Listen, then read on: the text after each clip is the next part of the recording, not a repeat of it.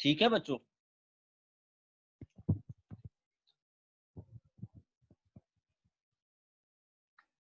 Sir hello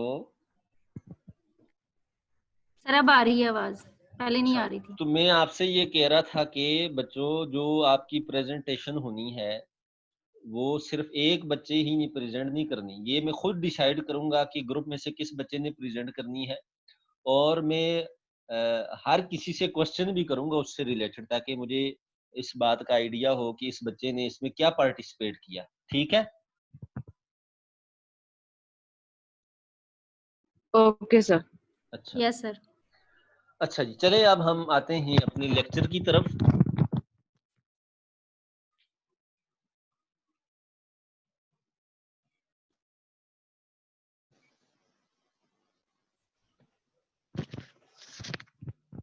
हम अपने lecture को स्टार्ट करते हैं।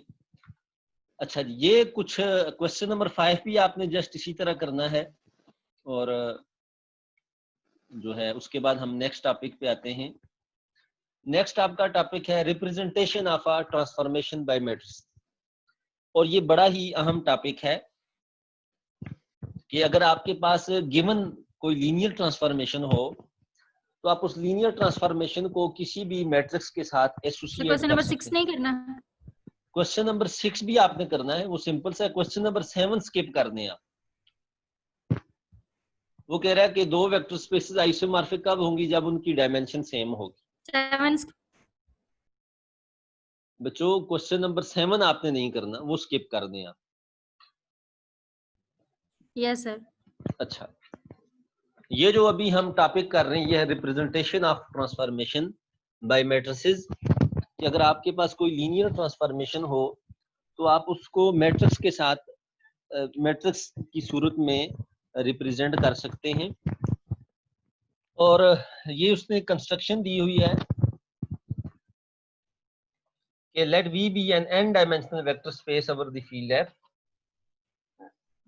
अगर आपके पास एक n डायमेंशनल वेक्टर स्पेस है और W एक m डायमेंशनल वेक्टर स्पेस है और फील्ड्स f सेम है, क्योंकि ये n डायमेंशनल है तो उसकी n बेसिस होंगी। तो लेट करते हैं अल्फा 1 अल्फा n, ये इसकी n बेसिस हैं v की, और बीटा प्राइम जो बीटा 1 बीटा m ये ऑर्डर्ड बेसिस हैं w की।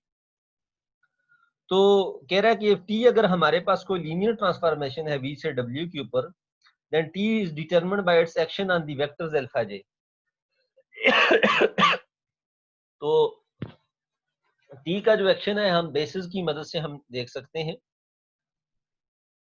क्योंकि फॉर एग्जांपल आपको पता है कि t अल्फा j जो है, अल्फा फॉर एग्जांपल आप सिंपल जो है वो अल्फा 1 के लिए देखें, एक वेक्टर के लिए t अल्फा 1, क्योंकि अल्फा 1 v का वेक्टर है, बेसिस का वेक्टर है v की, और t अल्फा 1 ये w की बेसिस का वेक्टर होगा। तो इसको आप जो है वो जो है इन ये जो बेसिस हैं बीटा 1 बीटा 2 बीटा n, इनके लीनियर कॉम्बिनेशन में लिख सकते हैं, जिसने उसे ये लिखा हुआ है। आप इसे लिख सकते हैं सम i 1 to m a i 1, क्योंकि j आपका यहाँ 1 है, और बीटा i। आप इसे ऐसे लिख सकते हैं। ठीक है, तो इन जनरल आप अल्फा j के लिए ऐसे लिख सकते हैं।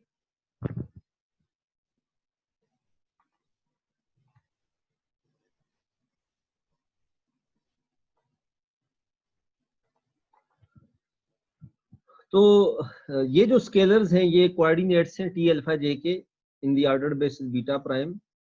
तो कह रहा है कि according to transformation T is determined by M N scalar, ये एम एन स्केलर्स आएंगे। ठीक है, तो ये जनरल कंस्ट्रक्शन इसकी क्या है कि अगर अल्फा आपके पास कोई वेक्टर है वेक्टर स्पेस वी का, तो आपको पता है कि आप उसको अल्फा 1 अल्फा n के लीनियर कॉम्बिनेशन में लिख सकते हैं। तो टी अल्फा को आप बेसिकली ऐसे लिख सकते हैं, टी ऑफ अल्फा इसकी इक्वल है sum J 1 to n X J alpha J, या इसको आप तोड़ के भी लिख सकते हैं x1 alpha 1 up to so on. और इसको क्योंकि टी लीनियर है तो सम बाहर आ जाएगा, उसको आप लिख सकते हैं एक्स जे भी बाहर आ जाएगा क्योंकि स्केलर है, तो टी अल्फा जे के ऊपर आप ऑपरेट करेंगे और टी अल्फा जे आपके पास एग्जैक्टली ये अभी जो आपने लिखा I1 to M A I J B I K equal है। तो I1 to M और उसके बाद जे 1 to M ए आई जे और एक्स जे, इनको जस्ट आप इंटरचेंज करें बीटा आई, क्योंकि ये स्केलर्स हैं और फील्ड आपका जो है वो कम्यूटेटिव ग्रुप होता है basically with respect to multiplication as well. तो अगर आप देखें ये जो आपके पास ये जो कंपोनेंट्स हैं ए आई जे, ये आपके पास मैट्रिक्स के कंपोनेंट्स हैं, मैट्रिक्स के कंपोनेंट्स हैं, और इसी को इस चीज ने जो है वो थ्योरम की फॉर्म में भी आगे मेंशन किया हुआ है। गोया कि देखें लीनियर ट्रांसफॉर्मेशन है लेकिन इसमें जो स्केलर्स आ रहे हैं वो किसी मैट्रिक्स के आ रहे हैं। ये थ्योरम है जो इसको आप एज अ डेफिनेशन भी कह सकते हैं। Let V be an n-dimensional vector space over the field F and W an m-dimensional vector space over F. Let beta be ordered basis and beta prime ordered basis for V and W respectively. तो अगर आपके पास कोई भी linear transformation है तो फिर आपके पास एक m by n matrix exist करेगी है with entries in F such that T alpha into beta prime के जो उसकी मैट्रिक्स होगी वो होगी A alpha into beta। तो गोया कि अगर आप जो फॉर एग्जांपल वेक्टर अल्फा है इसके ऊपर टी को एक्ट करवाते हैं और इसका जो कोऑर्डिनेट वेक्टर है वो बीटा प्राइम डब्ल्यू की बेसिस में लिखना चाहें तो वो सिंपल आप क्या करेंगे, उस अल्फा का कोऑर्डिनेट वेक्टर लेंगे और उसके ऊपर उस मैट्रिक्स को आपने ऑपरेट करवा देना है। ये जो मैट्रिक्स है आगे वो बताना चाह रहा है कि अगर आप space of all linear transformation से स्पेस ऑफ ऑल मैट्रिसेस के ऊपर ये फंक्शन डिफाइन करें जो इस लीनियर ऑपरेटर टी को इस ए के ऊपर मैप करे, तो ये आपके पास एक बाइजेक्टिव ट्रांसफॉर्मेशन है। तो ये जो है ये भी आपके पास एक फंक्शन बनेगा जो बाइजेक्टिव होगा। तो ये जो मैट्रिक्स ए है इसको वो कहता है कि ये जो मैट्रिक्स ऑफ लीनियर ट्रांसफॉर्मेशन है, या आप इसको कह सकते हैं matrix of T relative to ordered basis beta and beta prime. ठीक है, तो ये जो है वो हम जो है वो इससे ज्यादा डिटेल में इसकी नहीं जाएंगे, हम इसकी एक एग्जांपल करते हैं। फॉर एग्जांपल आपके पास गिवन लीनियर ट्रांसफॉर्मेशन हो तो आप उसे मैट्रिक्स में कैसे लिख सकते हैं, क्योंकि अभी आपने ये पढ़ा कि हमने सिर्फ बेसिस के ऊपर एक्शन को देखना है। फॉर एग्जांपल आपके पास है R2 से R2 के ऊपर, बच्चों आपको आवाज आ रही है मेरी? Yes sir. अच्छा यस सर। तो R2 से R2 के ऊपर जो है वो एक लीनियर ट्रांसफॉर्मेशन गिवन है और हम ये चेक करते हैं कि आया कैसे हम मैट्रिक्स के साथ कैसे एसोसिएट करेंगे। फॉर एग्जांपल ये है x प्लस वाई और x minus x plus 2y। पर आप ये चेक कर सकते हैं इजीली कि ये आपके पास एक लीनियर ट्रांसफॉर्मेशन है और बेसिस फॉर एग्जांपल दोनों की बेसिस जो है वो मैं जो है वो ले लेता हूँ, जो स्टैंडर्ड बेसिस हैं E1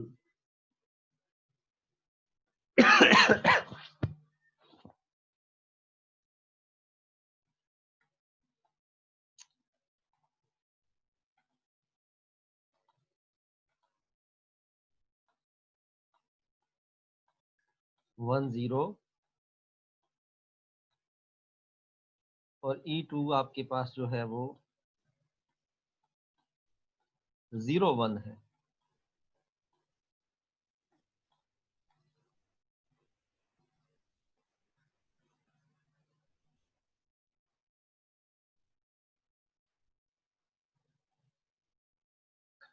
तो हम जस्ट क्या करेंगे, बेसिस के ऊपर टी का एक्शन देखेंगे तो टी E1 निकालेंगे।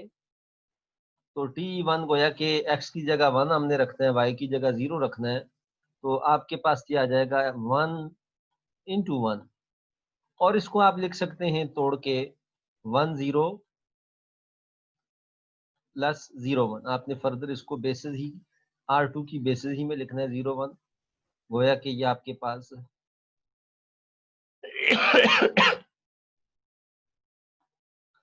एग्जैक्टली आ गई E1 प्लस E2।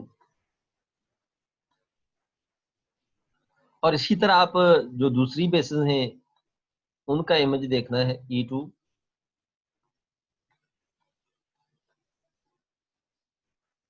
और वो आपके पास x की जगह 0 और y की जगह आपने 1 लिखना है, वो आपके पास बनेगा 1 2।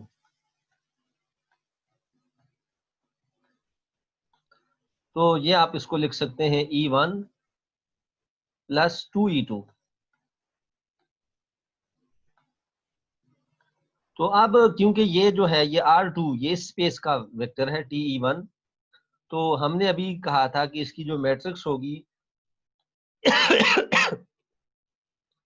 T और बेसिस में, फॉर एग्जांपल T की जो इन बेसिस में जो मैट्रिक्स होगी वो क्या होगी कि इनके कोऑर्डिनेट वेक्टर्स हमने लिखने हैं। तो उनको कॉलम में कोऑर्डिनेट वेक्टर्स अमूमन हम कॉलम में लिखते हैं, तो हम लिखेंगे 1, इनके कोएफिशिएंट लिखेंगे E1 का कोएफिशिएंट यहाँ 1 है, इसी तरह E2 का भी 1 है तो ये आ जाएगा 1 1। और यहाँ देखें E1 का कोएफिशिएंट 1 है और E2 का कोएफिशिएंट 2 है, तो इसको भी, तो ये आपके पास बेसिकली ये मैट्रिक्स आ गई, जिसे आप कहेंगे matrix of linear transformation relative to the standard basis. हाँ जी बच्चों, पता चला आपको ये?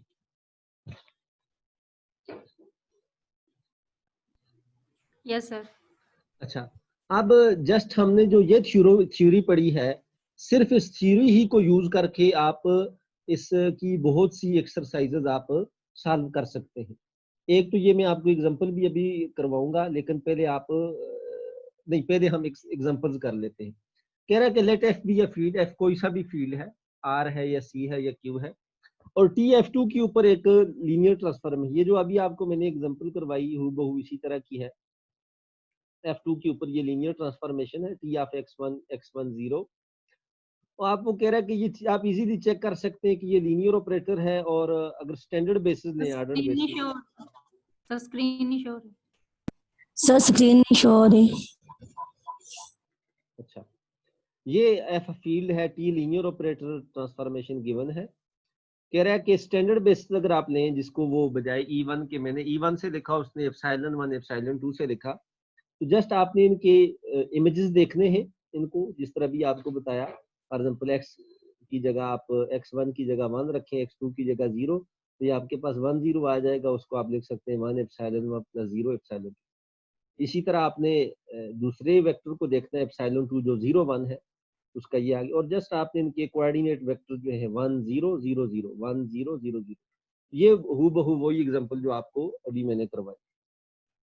अच्छा जी बच्चों, पता चला इसका? यस जी सर। सर। अच्छा, सेकंड एग्जांपल जो है बड़ी इंटरेस्टिंग सी है। कह रहा है let we be the space of all polynomial function from R to R. Vector space जो आपके पास है उसके अंदर तमाम पॉलिनोमियल्स हैं, real real and real valued polynomials हैं, और the space of all polynomial functions of degree 3 or less. इसमें साथ उसने रिस्ट्रिक्ट किया कि इनकी डिग्री या तो 3 होगी या 3 से कम हो, गोया कि लीनियर है, कांस्टेंट पॉलिनोमियल्स इसके अंदर है, क्वाड्रेटिक है, और डिग्री 3 के पॉलिनोमियल भी इसके अंदर है।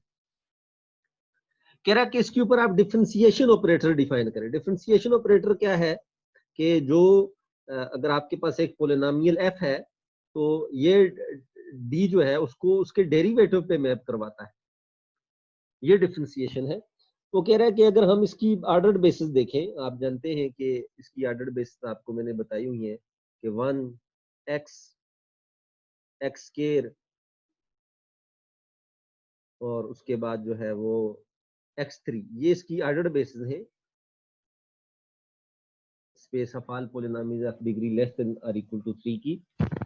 तो वो कह रहा है कि अगर हम डिफरेंशिएशन ऑपरेटर की मैट्रिक्स निकालना चाहें तो हम क्या करेंगे, जस्ट बेसिस के ऊपर ही हम देखेंगे, और इसको आप जो है वो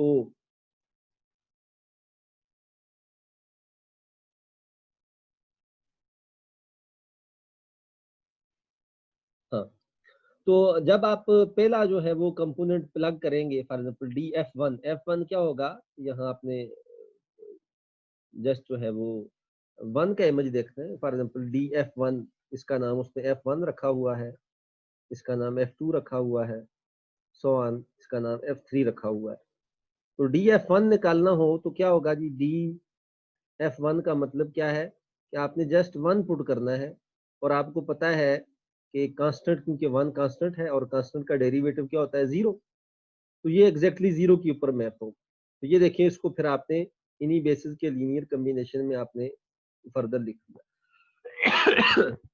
इसी तरह DF2 करेंगे, F2 आपके पास x है और x का डेरिवेटिव आपको पता है कि 1 होता है, और उसको आप लिख सकते हैं 1F1 प्लस सो ऑन, बाकी सारे 0। F3 x स्क्वायर है, x स्क्वायर का डेरिवेटिव 2x होता है, तो उसको आप लिख सकते हैं 0 2F2, क्योंकि x आपके पास F2 है, सो ऑन। और इसी तरह आप चौथे वेक्टर को भी प्लग करेंगे, तो आपने जस्ट इनके कोऑर्डिनेट्स लिखने हैं। पहले ये जो बेसिस हैं इनके कोफिशिएंट जो है वो लिखने हैं, 0 0 0, ये 0 कॉलम आ गया, उसके बाद 1 0 0 0, ये दूसरा कॉलम आ गया, और उसके बाद तीसरा। तो ये आपके पास इसकी मैट्रिक्स है, जिसे आप कहेंगे कि मैट्रिक्स ऑफ लीनियर ट्रांसफॉर्मेशन है। तो बाकी थ्योरी हम इसकी फिर पढ़ेंगे, लेकिन इससे ये जो जस्ट हमने इतनी थ्योरी पढ़ी है, इससे आप इसकी एक्सरसाइजेज के बहुत से प्रॉब्लम्स आप सॉल्व कर सकते हैं। ये मैंने आपके सामने बच्चों, आपको नजर भी आ रहा है और समझ भी आ रही है कुछ? Yes, sir. अच्छा,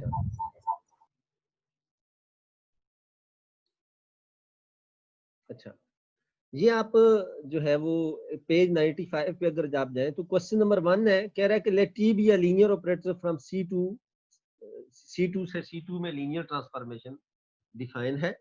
यही जो प्रोजेक्शन है T ऑफ x1, कह रहा है let beta be the standard basis for C2, के एक तरफ, क्योंकि ये C2 से C2 में जा रहा है, क्योंकि ये T जो है आपके पास C2 से C2 में जा रहा है, और इस C2 की जो बेसिस वो ले रहा है वो स्टैंडर्ड बेसिस है, और इस C2 की जो बेसिस ले रहा है वो ये ले रहा है अल्फा 1 अल्फा 2 बीटा प्राइम, जबकि अल्फा 1 आपके पास 1 आयोटा और अल्फा 2 माइनस आयोटा 2 है। क्वेश्चन नंबर 1 है कि what is the matrix of T relative to pair basis beta beta prime, कि फॉर एग्जांपल पहले आप स्टैंडर्ड बेसिस को प्लग करना है, और जो इमेजेस आएंगे उनको बीटा प्राइम इन की लीनियर कॉम्बिनेशन में लिखना है, और वहां से जो है आपने कोऑर्डिनेट वेक्टर लिख के उसकी मैट्रिक्स लिखनी है। और इसी फंक्शन के लिए, ऑपरेटर के लिए वो पूछ रहा है कि आपने अब क्या करना है कि बीटा प्राइम को इस C2 की बेसिस के तौर पे यूज करना है, और बीटा को इसकी और इसकी मैट्रिक्स लिखनी है। और तीसरे में क्या कह रहा है, what is the matrix of T in the ordered basis beta prime, और वो कह रहा है कि दोनों तरफ आपने बीटा प्राइम ही को रखना है। और तीसरे में क्या कह रहा है, what is the matrix of T in the ordered basis alpha 2 alpha 1, कि फॉर एग्जांपल ये जो अल्फा 1 अल्फा 2 का ऑर्डर ये है, जब आप इसको शफल कर दें, रिशफल कर दें, तो ये जो सेट आएगा ये भी बेसिस बनाएगा, इसमें भी आपने इसकी मैट्रिक्स लिखनी है। ठीक है बच्चों?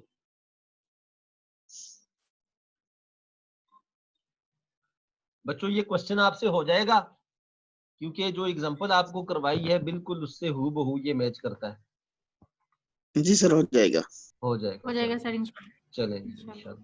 अच्छा, क्वेश्चन नंबर 2 जो है कह रहा है कि लेट आपके पास T जो है R3 से R2 के ऊपर लीनियर ट्रांसफॉर्मेशन है, R3 से R2 में जा रही है, गोया कि अब इसकी मैट्रिक्स 2/3 बनेगी, 2 रोज होंगी और 3 कॉलम्स होंगे।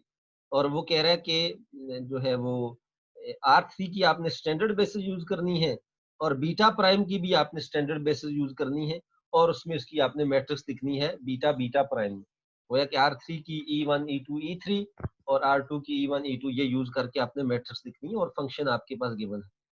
और बी पार्ट इसका ये है कि वो कह रहा है कि अब आपने बजाय स्टैंडर्ड बेसिस के ये बेसिस लेनी है अल्फा 1 अल्फा 2 अल्फा 3, जबकि अल्फा 1 इसकी इक्वल है, अल्फा 2 इसकी इक्वल और अल्फा 3 इसकी इक्वल है। और R2 की भी स्टैंडर्ड बेसिस के बजाय ये लेनी है, तो आपने इसकी भी मैट्रिक्स लिखनी है। तो आज के लिए इतना ही काफी है बच्चों। तो बाकी इंशाल्लाह हम इंशाल्लाह बाद में कर लेंगे। तो आप तैयारी कर लें। तो कोई क्वेश्चन है आपका इससे लेक्चर से रिलेटेड तो आप पूछ सकते हैं, या और भी आपके कुछ तहफ़्फ़ुज़ात हैं तो वो भी बता दें। सर प्रेजेंटेशन के जो टॉपिक्स हैं वो किस बुक से प्रिपेयर करना है या जनरल ही कहीं से करने हैं हमने? जनरली आप कहीं से कर लें, अलबत्ता आपको चीजें आनी चाहिए, जी चीजें सर। आनी चाहिए। ठीक है। और किसी बच्चे का कोई क्वेश्चन हो?